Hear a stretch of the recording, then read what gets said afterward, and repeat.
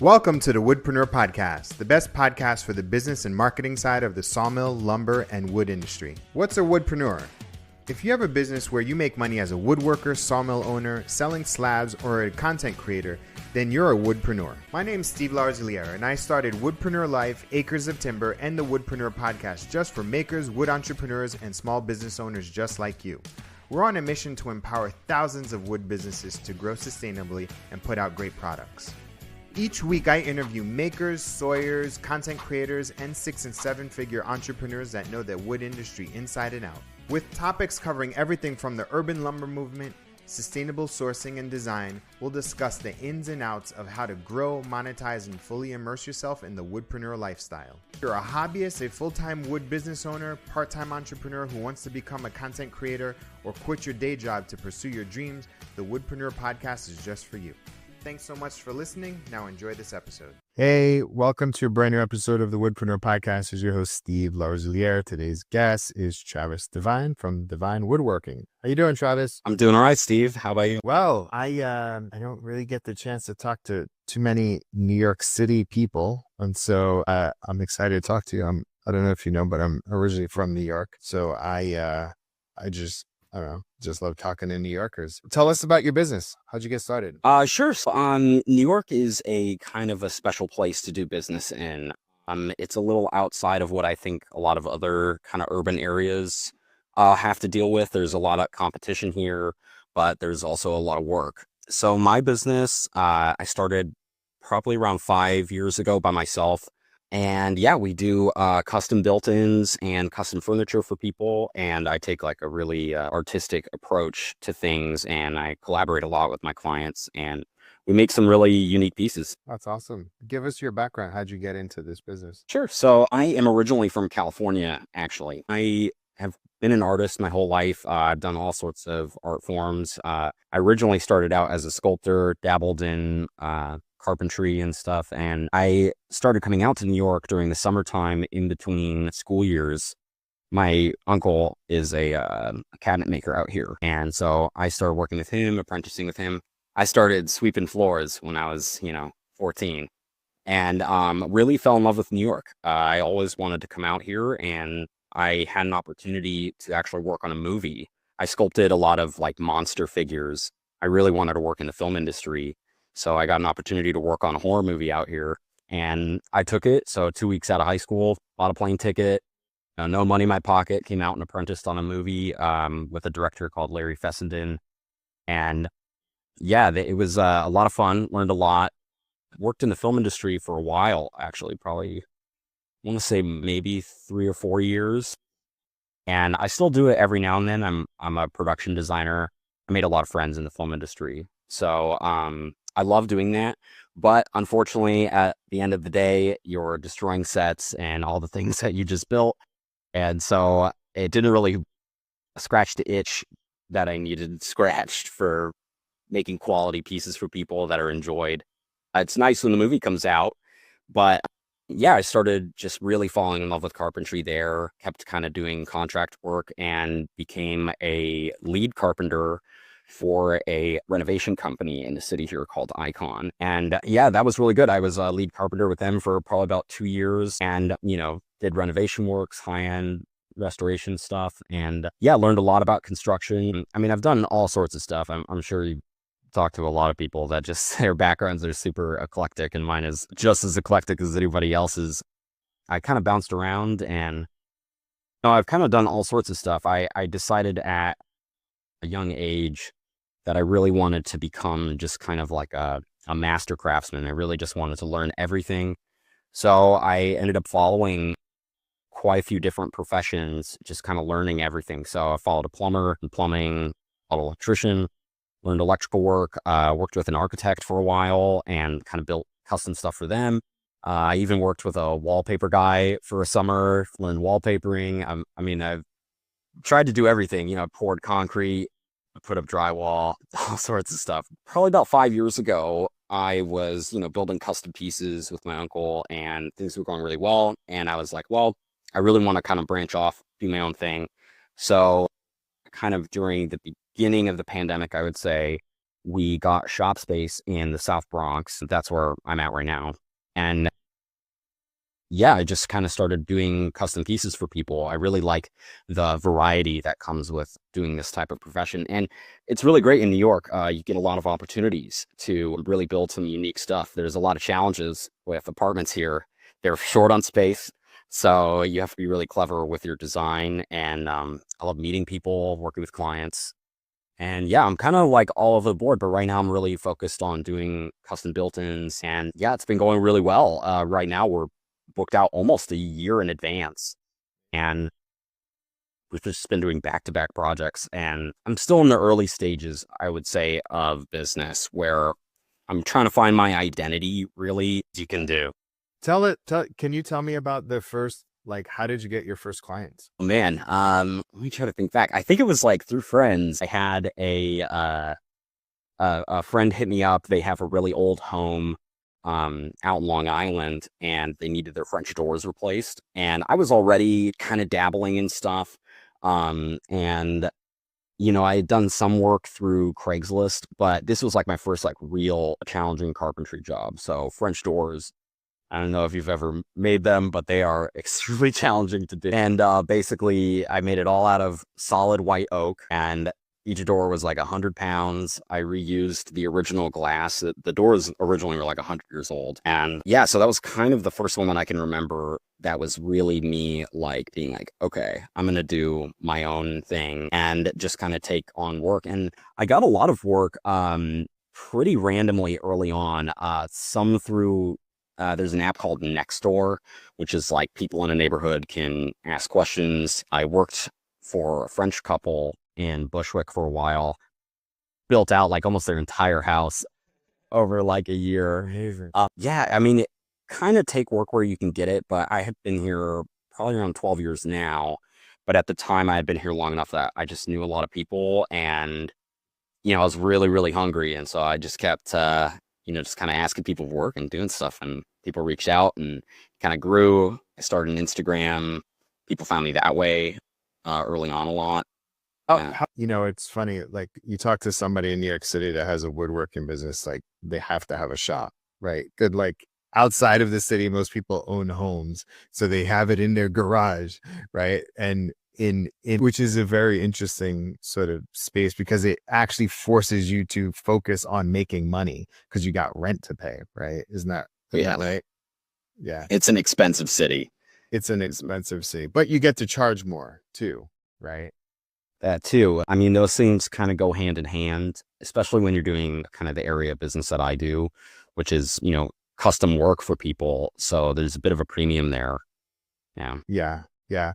Could you tell me some of the sort of challenges that you've had to overcome in the building of this business so far?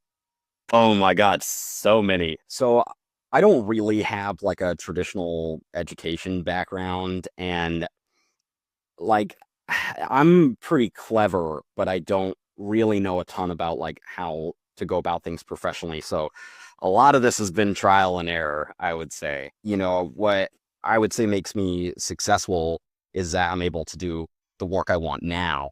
But early on, you have to take everything you can get. So I was saying yes to everything. And I think the biggest challenge I faced early on was trying to get people to say yes to stuff. And so, as we were just saying, it's an expensive city. And so I wasn't really charging a lot early on. And so that was really challenging. You put in a lot of hours when you're working on your own doing work like this. And so that was really challenging. There was a lot of jobs I did probably the first 2 years where I was lucky if I was making $50 a day. But I was just really determined to make sure that this kind of came true for me. It's always been my dream to do this kind of stuff. And to do it in the biggest city in the world. Like, it's so cool. It's such a blessing. I practice a lot of gratitude every day. And I'm really, really grateful for all my clients and just being healthy, and work comes into the door. And yeah, I practice like daily gratitude. I sweep the shop every day. I clean up everything, and I treat my clients with a lot of respect, and I care really deeply about it. $1,000 means a lot to me.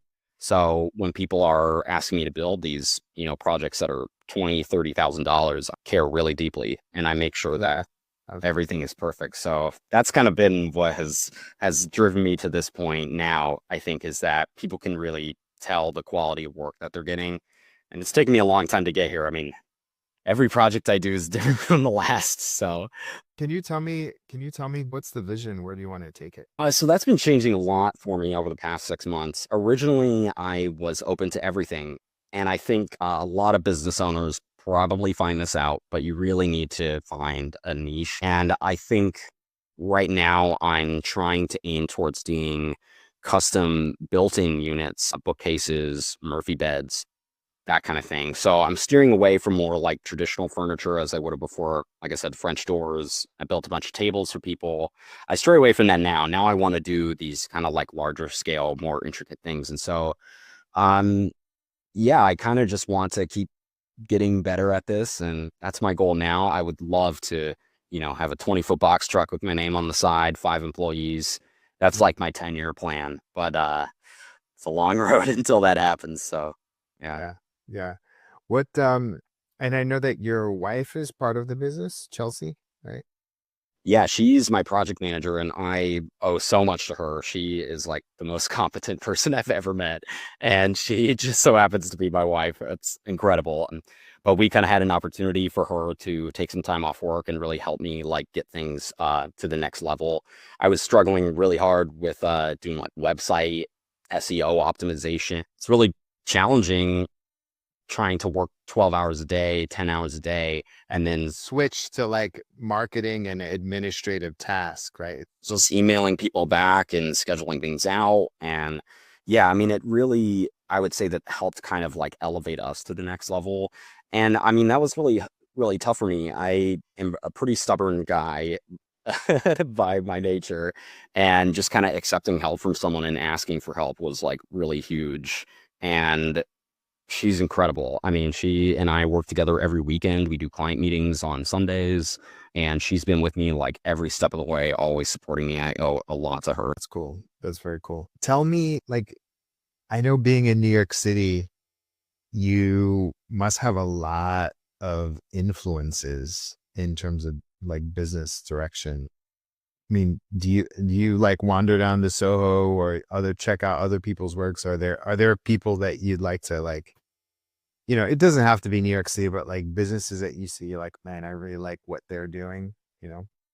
Yeah, I mean, it's kind of strange, right? Like there's some big players in New York. California Closet's a big one. Don't tell anybody, but I can't tell you how many people have been like, we went to them and we want somebody else. And they end up falling with me. They want someone who's a bit more hands-on. But influences, we went to ICFF this year, the Furniture Expo at the Javits Center, and got to kind of get more inspired there. And that's kind of what I'm trying to push now is I'm trying to push better designs and kind of stray away from like just building a box for someone. I mean, a lot of people, they want that utility, but if you can like merge art and utility, that's kind of the best place to go. So, I look at like what a lot of people do, and it's both I want to pick up things that they do and not do other things that they do. So, it's an ever changing thing for me, but really I'm mostly self-taught. So a lot of my influences come from just doing research. A project comes to the door, it's something I've never done before. And, I'll scour Pinterest, I'll look on Instagram, and I'll just like stay motivated and stay inspired. So a lot of that can kind of just come from, almost an entire lifetime of influences. I've been, doing this since I was probably 14. So it's been almost my majority of my life now. And yeah, so I take a lot of influences from everything. I built some houses from the ground up. And so a lot of my influence comes from architecture. I try to kind of make furniture that melds into the structure and provides kind of that engineering edge while also being like aesthetically architectural. I like when my furniture looks like it could be a building in of itself, give windows and that kind of thing. So I mean, my influences are all over the place. That's very, very, very cool. So you're booked out for a year. That's wild. Yeah, I never thought I would be here. I mean, it's actually incredible. I'm so, so grateful to have the life that I have right now. I'm extremely lucky for sure. Me and my wife have put in a lot of hard work, but it was a struggle early on, kind of getting 2 or 3 projects booked end to end and trying to schedule things out. You you get good at estimating the time of things, but life is so good at just throwing random hooks at you, and you got to roll with the punches. So Wrenches. Yeah. It's those, wrenches into your whole plans and everything. And but I kind of like that. I find it exciting, kind of just how unpredictable things can be. I really enjoy it. I have ADHD, so I like having variation in my life, and when things are different and new, it's really exciting to me. So there's kind of an aspect of working in New York that appeals to me where you just kind of never know what your day is going to be like. Every day is so different from the last. I really enjoy it. yeah, absolutely. Cool. So I guess this is the part of the podcast where we give you any marketing or business advice. Is there anything that you need help with, or anything that I mean, your work is beautiful, by the way. Just Thank you. I love it. It's really cool. And honestly, I would have to say is like, everybody always wants to be able to create the custom furniture, and everybody always wants a line of furniture. Like they want to do the credenzas, they want to do the tables, they want to do the chairs.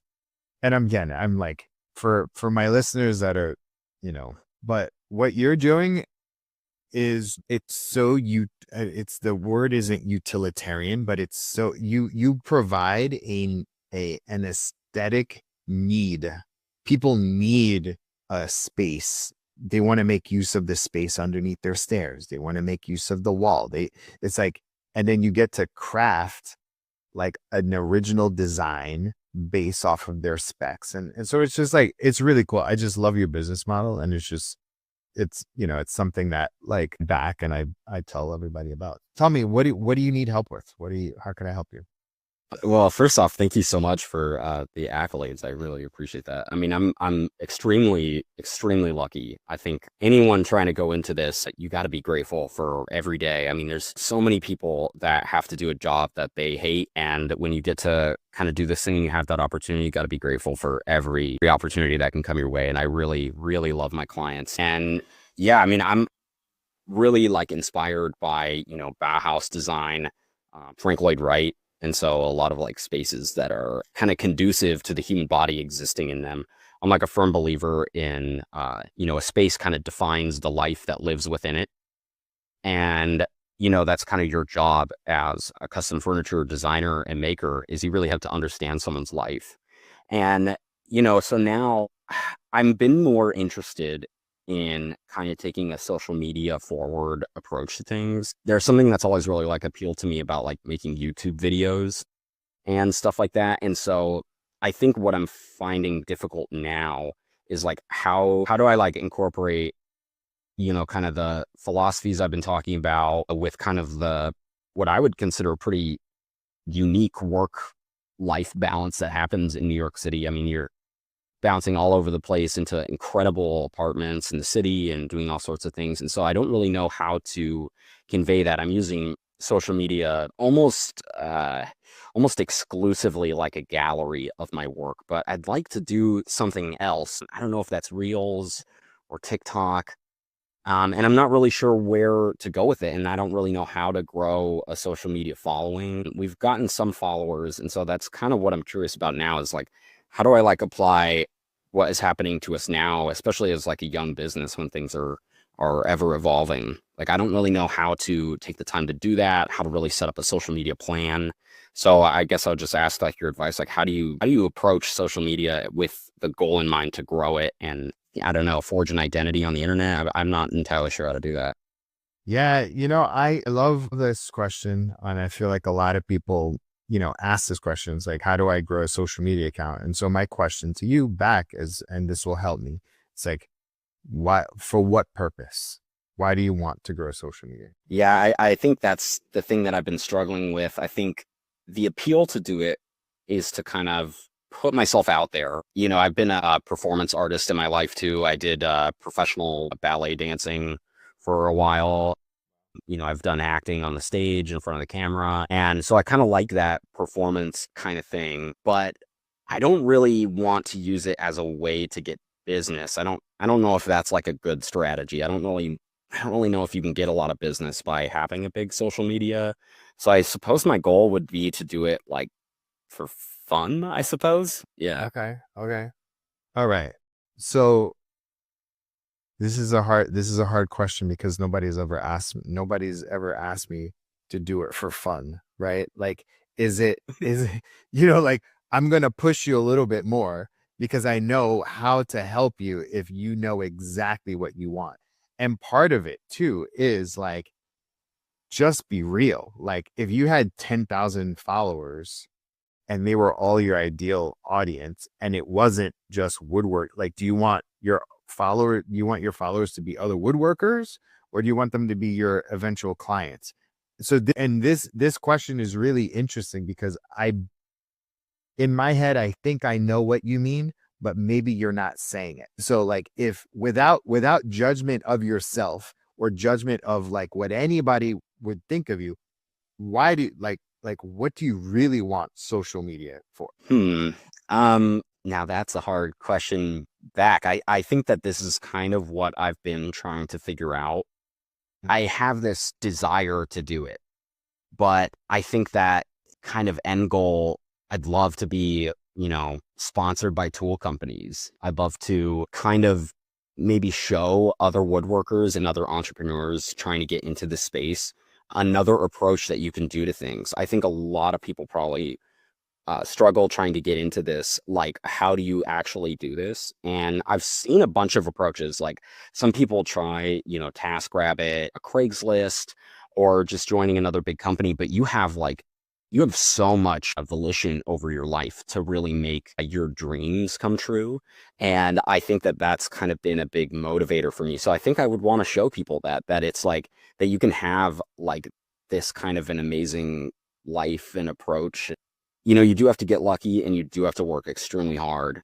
But I think that that's kind of what I want to show people. I kind of want to show people a glimpse into the life of just how weird it is to be like an entrepreneur in New York. And like a project that we just finished was a bookcase shelving unit for this French couple on 3rd Street. And it was not only for their stuff, but for their cats as well. They have like a social media for their cats. And I'm like, that's just like so quirky and interesting. I think it would be like fun to show people like, I suppose like, yeah, my personality and get it out there. And then also be like, look at this like weird, cool thing. And, also kind of like maybe appealing to woodworkers in like, my approach when it comes to design as well. I think I have a little bit of a unique approach to it. And yeah, I don't know. I think that that's kind of what All right, let me ask one more question that will help. Sure. And so like fast forward 2 years from now, what do you want your business to be like? 2 years from now, I would love to have probably 2 people working with me. And I would love to have like 5,000 followers on Instagram. I would love to be turning over $20,000, $30,000 projects every month. Like that's kind of what I'm aiming for right now. And yeah, just kind of having like a better balance towards things. Cause, Okay. right now I can get into work like really easily. I live like 10 minutes away. And so I've been trying to get here like 9 a.m. I stay here like 10 hours. So I've been like, yeah, I think that that's like my goal is to just like continue to expand and like grow into like this larger thing. Okay. So my advice is not going to be the thing that you want, right? Okay. The way that I would approach this is I would literally use your social media to get more clients, period. And I would create content on documenting your builds before, during, and after. Talk about your process. I would get your testimonials out there. I would build a personal brand in New York City around the idea of being a custom woodworker, carpenter, designer for a particular clientele. And so taking selfies with your clients, showing the beautiful places, but literally in your head is, I'm going to use this to only get more clients, because trying to get other woodworkers and sponsors and all of those things are all distractions for what you want to be in 2 years. When you get there and maybe your lead time is not a year and it's 3 months and you have 2 people working for you, that will give you the leverage to be creative with content. But right now, you can optimize your profile. You can do more videos and reels describing your before, during, and after projects and your processes. And then lastly is like literally networking with designers and contractors who can give you more work online. If they are more active online on Instagram and on social media, they will give you more work. Because right now you need to develop more leverage so that you can grow your business. Right now you have zero leverage. You're friggin' working 10 hours a day. And luckily you have your wife to help you with project management. Luckily, right? And so for me, I'm like, I would see if I could onboard 1 or 2 people right now. I could help you with some other projects, right? So that it's not all on you. And so that you can take a step back and like getting into designing, getting into researching different techniques, and then using social media to talk about your approach for that. Because then that person that's on, and I would also use Pinterest 1000%. And so like using social media as a tool to communicate your style, but directly talking to like, hey, I just got this new client, and you do a voiceover with some pictures and some clips. It's like really interesting couple. This is who they are. They got 2 cats. They live on 23rd Street. It's like, this is my process. First, I went in and measured. 2, I understand their profile, and 3, I designed something on my SketchUp and AutoCAD software. 4, I went and did this. 5, I did this. Here's the thing. I sourced my material for this guy. Show a picture of your, where you get your sheets from, right? Like I got from this. And then you like literally, like, it's not a gallery, it's a documentation of your whole entire process. But your whole mindset needs to be around, I am literally using social media to get clients. Because right now, if you're like trying to get to like 30, 40, 50K a month, you need those big checks to come in, those deposits, so that you can keep loading the next thing. If you like, because you know how it is, right? Like you got a check, it's gone, right? Like you get the deposit, it's gone. You're like, I need to fulfill this, and more work to you makes more clients to you means more work. You love the work, but there's always the like, okay, I got to do more work now. And then now, if you had that a little bit more leverage, like a person that was 20 hours a week, 15 hours a week, 25 hours a week, and you can guarantee them, what that would do would just give you more leverage so that you can go out and like knock those out, right? Collect deposits sooner so that you can fulfill faster. And then on a separate note, figure out, like, you don't have a CNC, do you? No, but I have access to one. So that to me is like throwing whoever's got the CNC more business now, so that you got the boxes cut already. You know what I mean? Just kind of like thinking that. Anyway, is that all helpful for you? So this is actually perfect. So 2 things. So 1, I just hired on my first apprentice. Amazing. And he's doing fantastic, and it's really like helping us have faster turnover. It's helping me a ton. And so I am trying to get him like more skilled and able to communicate with me and stuff. And so like that's happening for us. And then this is also coinciding with a commercial that we just finished. We collaborated with a company called Overland Media. They're really good friends of ours, and Zo and Nick, and they made a commercial for us that they just finished like last week. Amazing. And I think that so this kind of ties in, right? Is that we have this finished commercial. We haven't put it out yet. And I think that it is kind of aiming towards what you're talking about. I mean, maybe we can try to send it to you and we can add it on the end of this podcast. I don't know if you do that kind of thing, but I think I want to figure out how to put that out into the world, because Yeah, that's kind of going along what you're talking about, and I definitely hear what you're saying because, like, I think that all the things I was talking about before are aspirations of mine.